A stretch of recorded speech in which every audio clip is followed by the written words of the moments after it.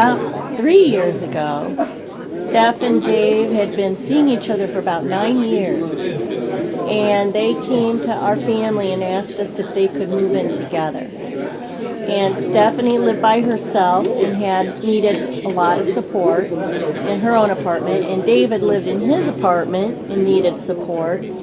So they decided they wanted to live together, and they came to us and asked if they could have a 2-bedroom apartment with a swimming pool. And of course, everybody in the agency and family was concerned about this new arrangement, but they assured us that that's what they wanted, and we said, well, let's go for it. So together, they didn't need as much support as they needed individually, which really saved dollars for the state in terms of their waiver services. And so now they've been together for about 2.5 years. They're going on 10 years, 11 years of their relationship, and they are very happy together. Tell them about going into breakfast. You go take the cab to breakfast every Saturday morning. Tell them about that, you and Dave. David took me to Boardwalk Cafe. and they had ethnic breakfast there. What I foresee is that Stephanie, we just found out, actually is eligible for more dollars. And we have a meeting next week, and what struck me in here was that I'm not positive, I really can't think of anything else she needs in terms of additional supports, because between the two of them, they have support every afternoon. They don't need 24-hour support. They have their routine worked out, and so I was hoping that if this blueprint for change would actually come true, that we could say Stephanie doesn't need all of her dollars, and could that go to somebody else in our community who's waiting for services.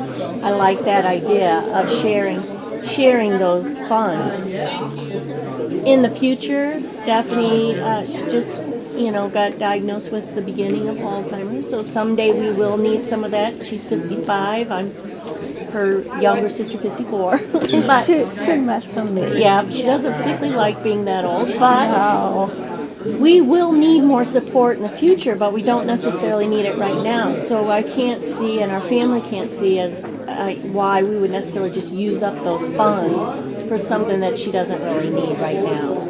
If we're all going to make this happen, then we have to take that risk, and we may need to fight hard when she needs them. But our families were part of the 50s, where our parents were part of the people who came along and tried to get services started for people with disabilities. And so we did it back then, and I think if we need to, we will again. However, but if nobody takes that step to give up some of their funding, then this won't happen. We as family members need to accept that, take the risk, and know that if we need to, the ARC will be there to help us get those services when she needs them. I'm a special educator, so I've been an elementary principal in the past, and now a special ed administrator, so I worry about parents getting signed up in the waiting list because of the children that are transitioning out of school who will need supports. Parents a lot of times really don't understand how critical it is to get signed up, and I wish it wasn't that way. I wish it wouldn't have to be where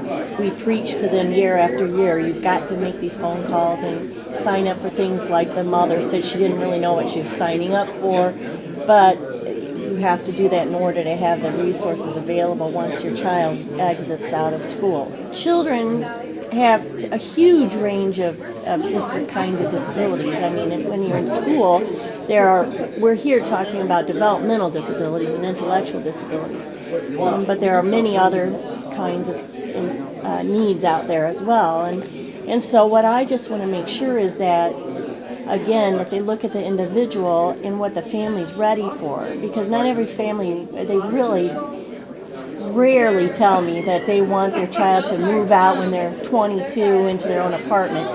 I don't think very many families are ready for that, but they need it when they need it, and they need to have the supports. I just wish kids could, go to the high school football games with some support. So, they can participate in school with whatever support they need and with the interests that they have, and that could be started, in their family's home, so that those kids could just be typical kids like everybody else, but their parents don't have to go to everything with them. I mean, a lot of parents, as the kids get older, really looking at other things for themselves, and the kids don't really want their parents taking them everywhere. So those supports, just on an individual basis, based on the student's interests, would be really helpful, I think, for parents, and it would just kind of get things started, so that they would learn how to access the system when they need it.